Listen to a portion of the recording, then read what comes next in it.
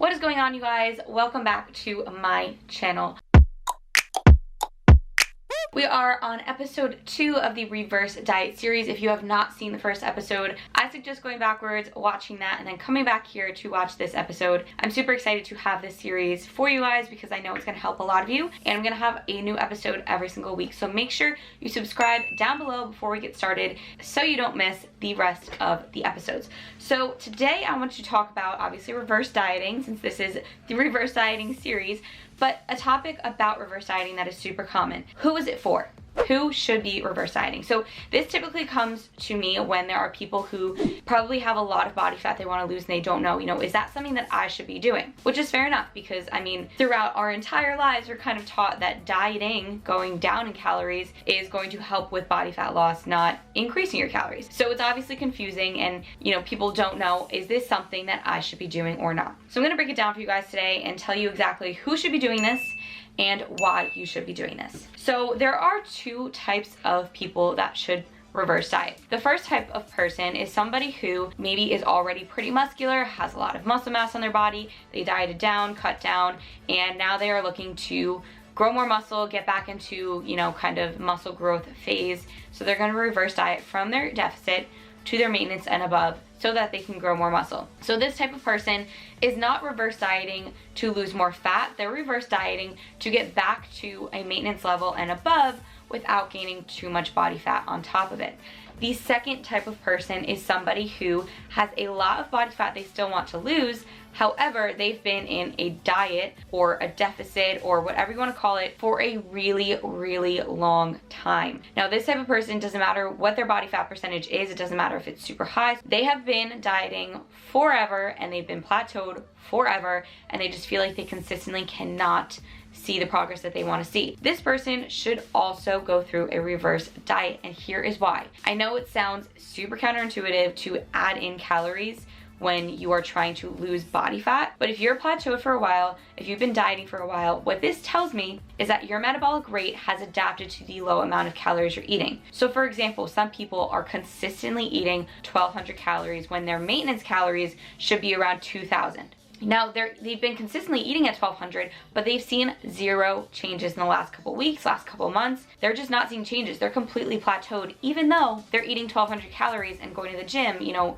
or 5 times a week. What does this tell us? This tells us that although their maintenance should be at 2,000, it's not, because their metabolism has adapted to 1,200 calories, meaning your body has literally slowed down everything that's going on inside of it so that it doesn't burn too much energy, because it knows it's not getting enough energy back. So if your body knows that it's getting energy, knows that it's going to be getting more energy, it's going to start working a little bit harder, burning a little bit more energy, being less of an energy conservation type of machine. This is why reverse dieting works really, really well, especially for those people that have been dieting for a long time, super plateaued, and do have a decent amount of body fat they still want to lose. So I know this is where a lot of people get confused, because you've always heard calories in have to be less than calories out for you to burn fat.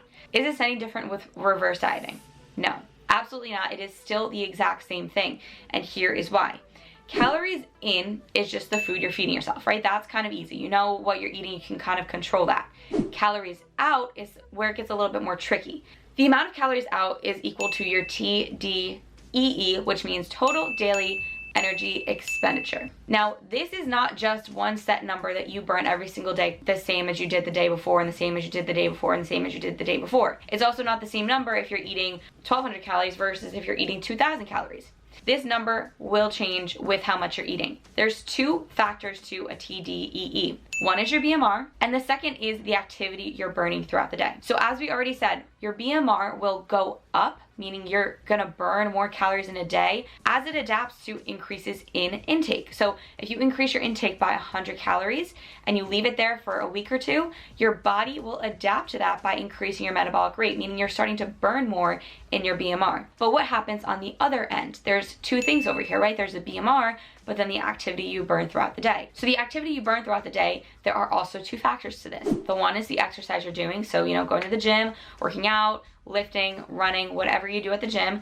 And the other is the activity you're doing throughout the day that's not exercise related at all. So this will be things like fidgeting, dancing, moving around the house, walking around a lot, just moving your arms when you talk. So when your body has less energy, when you're giving yourself less energy through food, you are going to do a lot less activity that's outside of your exercise. So yeah, you might have gone to the gym when you were eating 1,200 calories, but were you, taking that extra walk just because you have extra energy? Were you, fidgeting around more? Were you dancing a little bit more? Were you talking a little bit more? All those things slow down naturally when you have less energy, but naturally also increase when you have more energy. So a lot of times what happens with people is their total daily energy expenditure, the amount of calories they're burning in a day, naturally increases when they increase their calories. And a lot of times it increases more than the calorie increase, so they end up burning fat.